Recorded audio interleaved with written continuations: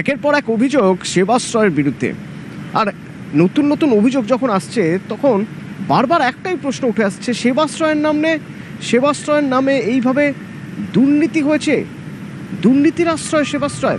যেমন ধরুন, এখন অভিযোগ আসছে যে দক্ষিণ চব্বিশ পরগনা জেলার জন্য যে ওষুধ, সরকারি ওষুধ দক্ষিণ চব্বিশ পরগনার বিভিন্ন সরকারি হাসপাতাল বা বিভিন্ন স্বাস্থ্যকেন্দ্রে পাঠানো হবে, সেগুলো সেখানে না গিয়ে পাঠানো হয়েছিল সেবাশ্রয়ে। ভাবা যায় সরকারি ওষুধ এইভাবে সেবাশ্রয়ে পাঠানো যেতে পারে? আচ্ছা, তাহলে কি সেবাশ্রয়ে কোনো সরকারি ক্যাম্প হচ্ছিল, সেই ক্যাম্পের জন্য ব্যবহার হচ্ছিল ওষুধ? কি জানতে পারছি আমরা, সোমরাজ?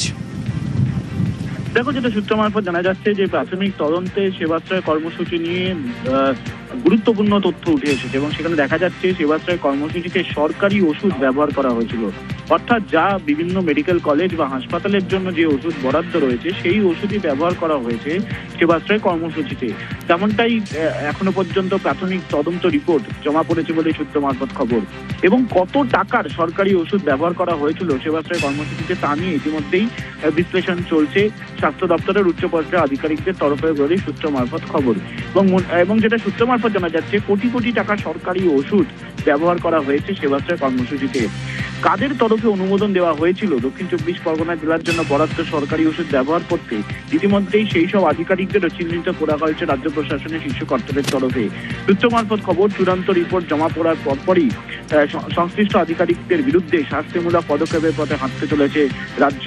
সেবাশ্রয় কর্মসূচি নিয়ে তুমি দেখেছো একের পর এক অভিযোগ উঠে এসেছে এবং সেই অভিযোগের নিরিখে যখন তদন্ত শুরু করা হয়েছে, তদন্তের ক্ষেত্রেই দেখা যাচ্ছে যে এই সেবাশ্রয় কর্মসূচির সরকারি ওষুধ ব্যবহার, যেখানে সরকারি অনুষ্ঠান নয় সেখানে কিভাবে সরকারি ওষুধ ব্যবহার করা হলো তা নিয়ে রাজ্য প্রশাসনের শীর্ষ পর্যায়ের আধিকারিকরা, এবং সেই কারণে আরো বিস্তারিত তদন্ত করা হচ্ছে।